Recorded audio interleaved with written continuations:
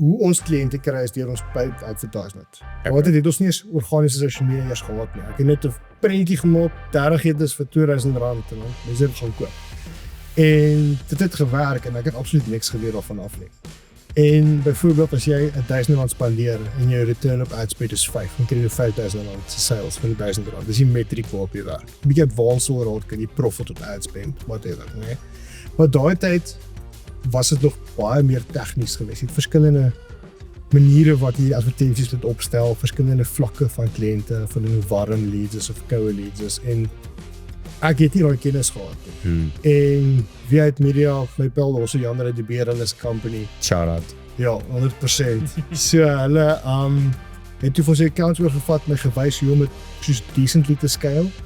En hulle het ons paid advertising gerun tot en met vandag.